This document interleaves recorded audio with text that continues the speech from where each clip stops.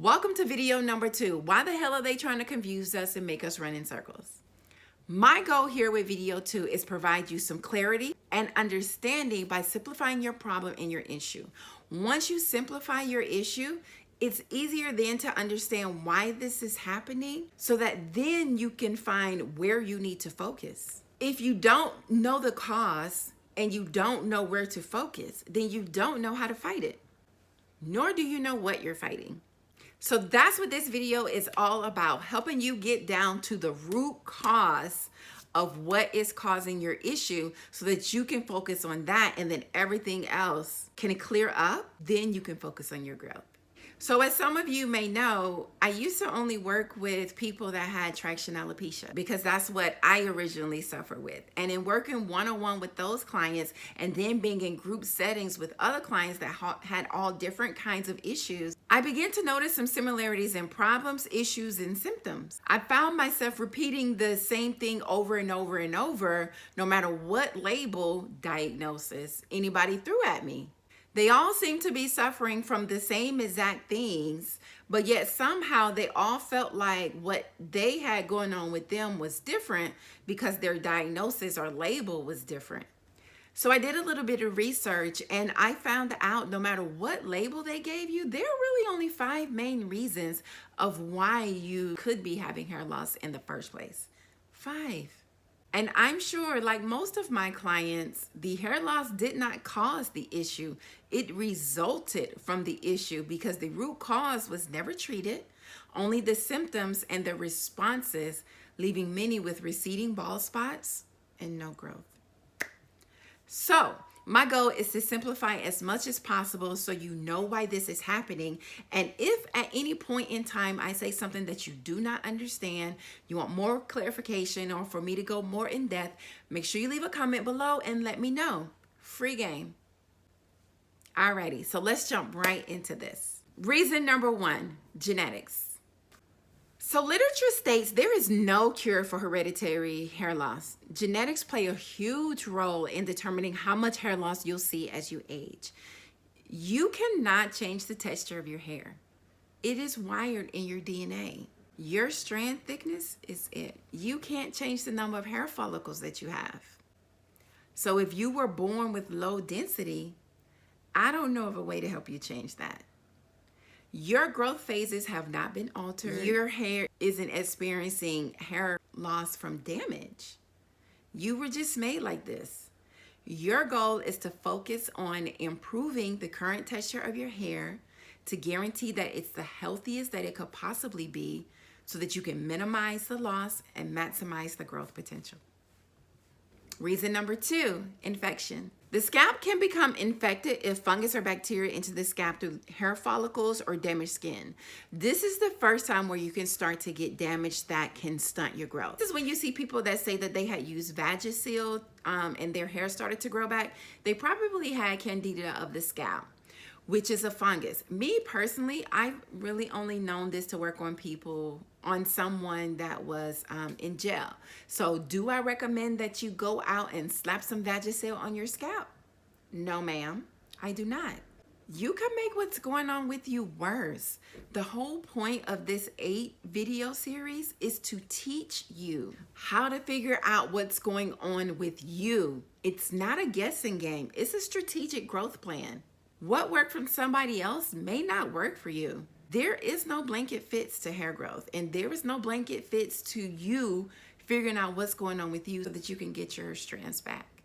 So some not so common examples of conditions are ringworms, aka tinea capitis and impetigo. They are both almost exclusive to children. Not to say that this can't happen, but it's just probably more than likely, not likely. An example of a bacterial infection is a condition called folliculitis.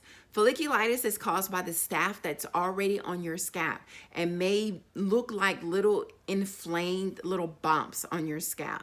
They may or may not itch, they may or not ooze pus, and that may or may not crust over. They may or may not hurt, but because it's caused by a bacteria, it is one that needs to be identified, which is where you will need your community partners like I talked about in video 1. They help you diagnose. And the ultimate treatment, whether natural or medication, is up to you. But we need their help. So your focus is to confirm with your community partners that you do have a bacterial or fungal infection that is causing your hair follicles to become inflamed.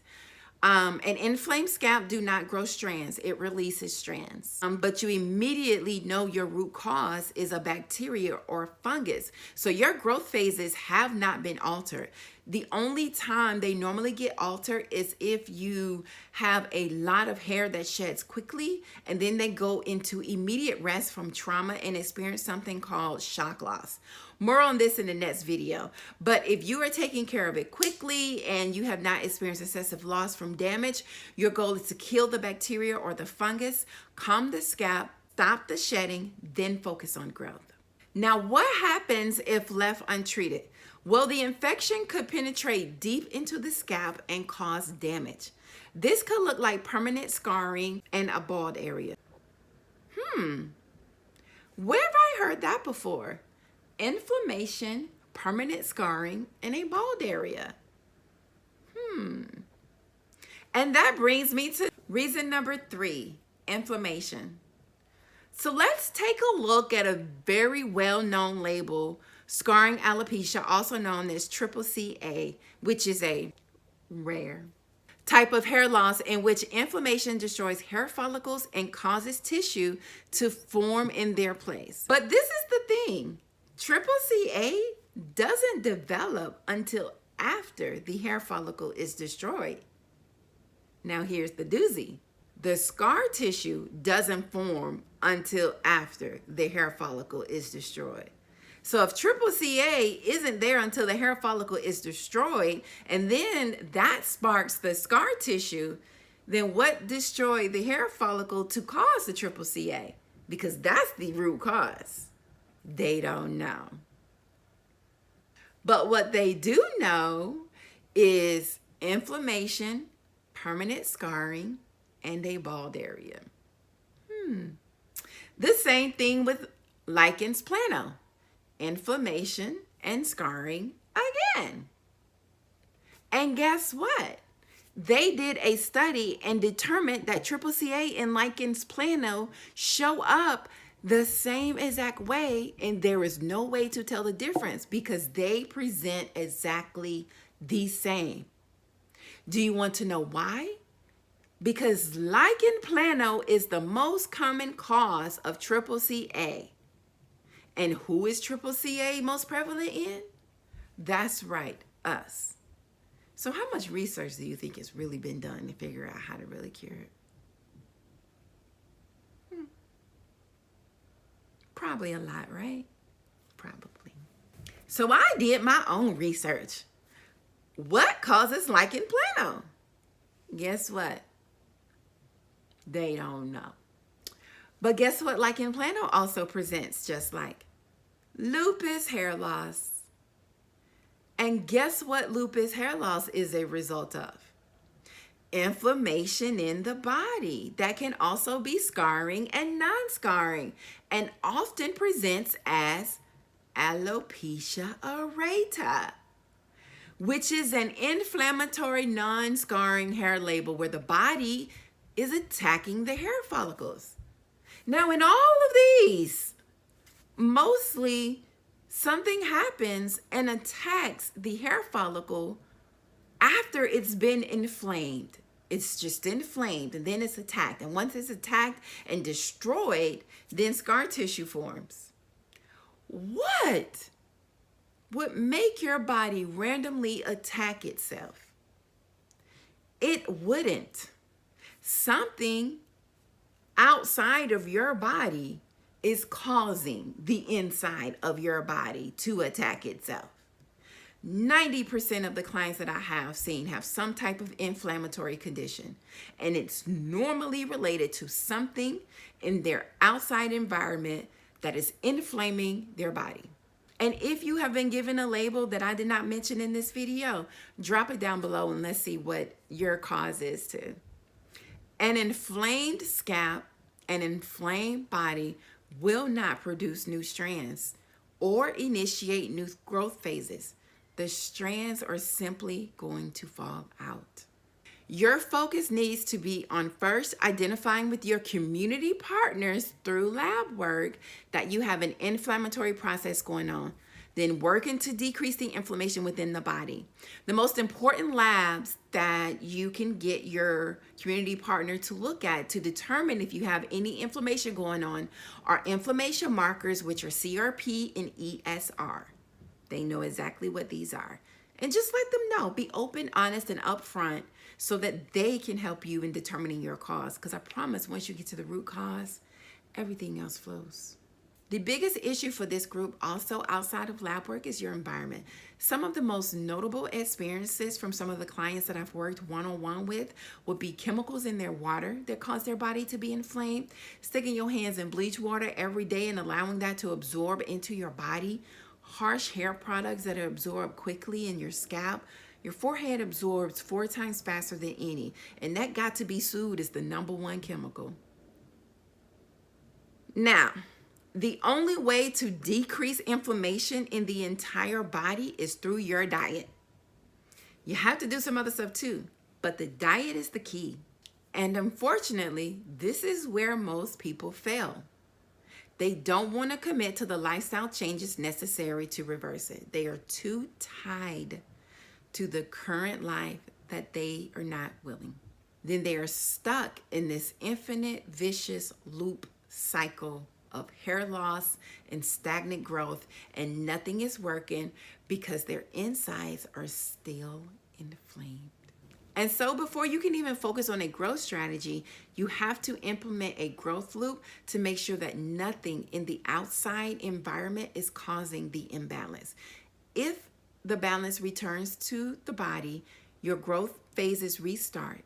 If you get it within the first couple of years. If it goes past that, then now you will have a no growth issue because the body will remain in crisis and your hair bulb will go dormant and will need a jump start.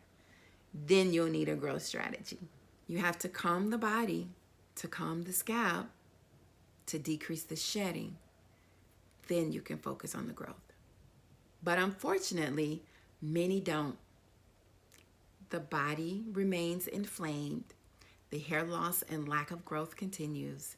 And if the inflammation continues for too long, you get damage, possible scarring, and now that leads to trauma because that's exactly what that is, which brings me to reason number 4, trauma. Trauma occurs when the hair shaft, follicle, or root become injured and goes into an active resting phase. Examples of this include traction alopecia, pressure-induced alopecia, and trichorexis nodosa. So when there is an episode of trauma, the hair will experience something that's commonly referred to as shock loss, which is when a large number of follicles on the scalp enter the resting phase of the hair growth cycle called telogen. But the next growth phase doesn't begin. This causes a widespread area of hair to fall out all over the scalp without new hair growth. Now, what normally would happen is the hair would tend to grow back in a few months. But unfortunately, many times the practices of the individual will cause them to remain dormant or become inflamed, which then spread to other areas of the scalp and they start having more hair loss in other areas. Then they go to the doctor and get this label or get blamed saying it's their hair practices without much investigation. Normally, people in this category are not experiencing shedding. They're just not having any growth. And then that ball growth area is slowly receding backwards and getting bigger and bigger by the month. Your focus is to work with your community partners and check lab works to make sure you don't have anything underlying going on, especially any vitamin deficiencies, checking your inflammation markers.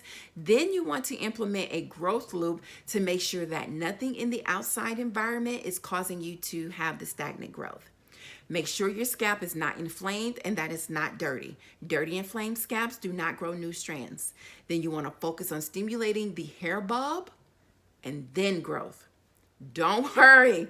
I'm going to tell you later on in the series exactly how to do all of this. But for now, just know that you can do it. It just may take some time because this is a long game, babe. So that brings me to the last and final reason. And reason number 5 chemical imbalance. So these are people who have the label telogen effluvium, which is when you have widespread hair loss if you suffer from thyroid imbalance, hormonal imbalance after childbirth, or starting and stopping birth control pills, menopausal women, vitamin deficiency, especially zinc, C, D, A, and iron, to name a few. Stress, likely secondary to a death, secondary to losing a job, anxiety, secondary to not being able to pay your bills. It basically means there's some kind of insufficient or excessive chemical floating in the bloodstream, which means that your body is not at homeostasis. The body is basically out of equilibrium. So what the body does is anything that is not considered vital to life, to those parts will go dormant. Your hair cells and hair follicles is in there. You don't need them in order to survive. So they are going to go dormant in order to give the rest of the body energy, because now the rest of the body has to focus on sustaining life. And so now the rest of the body is going to focus on either bringing it back into equilibrium or getting to a new sustainable normal. Because our entire body is self-healing, not just parts of it. So while the rest of the body focuses on equilibrium, the scalp will go into a resting phase just like in trauma, but this isn't dormant. There has been no damage as of yet, so it's more like a pause. But because there is a pause, it takes a while for the hair to grow out to the point where it falls out, because each strand is on its own little hair growth journey. And this could take up to 3 months for it to even happen. Then you're trying to figure out why you're having so much excessive shedding. These are normally the people that are also suffering with crown hair loss. The loss of hair at your crown is normally a warning sign of something internal. But the best part about it is if you fix the imbalance, your hair growth restarts and continues. Of course, depending on the habits you've picked up. Because if you're not aware, if you are losing hair, your wig is a hair growth killer. Period. Hands down it is. So your focus is to work with your community partners, check lab work, some of the most important, which are your hormonal levels, your vitamin deficiencies, your thyroid, your iron, and the inflammation markers. The point is to pinpoint the underlying cause, because you're simply just losing faster than you're growing, but you will still grow. You don't have a no growth issue. After the body crisis, your hair will grow. Whatever is fueling the underlying issues must be stopped for the crisis to stop. Once the crisis is stopped, the hair will stop falling off and start back growing without you having to do anything except take proper care of it. So let's recap the 5 main reasons why you could be possibly having hair loss. Reason number 1, genetics. You're not experiencing any damage. You was just born like this. Your focus is to make sure you're not doing things to create more hair loss and focus on strengthening the strands you do grow. Reason number 2, infection. Confirm it, clear it up, calm it, grow it. If not cleared up, it will turn into reason number 3, which is inflammation. You have to calm the body. You have to calm the scalp to decrease and stop the shedding. Then you focus on growth. If not cleared, it can lead to bald areas with permanent scarring, better known as reason number 4, which is trauma. Make sure you don't have an underlying cause that's preventing growth. Then clean the scalp, stimulate the hair bulb, strengthen the strand, and have overall good body health. Reason number 5, chemical imbalance. Find the underlying imbalance issue. Work with community partners to fix it quickly. Check the outer environment for contributing toxicities by implementing a growth loop. If left untreated, will lead to no growth. You see how if you didn't take care of one, it will kind of go to the next one and the next one and the next one, and things just kind of rapidly or eventually got worse? That is better known as a ripple effect. In the next video, we are going to discuss the ripple effect in detail that has occurred from your misunderstanding of your labels, bad hair habits, and then finally where your focus needs to be in order to get growth. So I hope you found this video helpful. If you know anybody that can benefit from this information, make sure you share it. And I will see you guys in the next video. Until then, I wish you guys the most growth. Take care.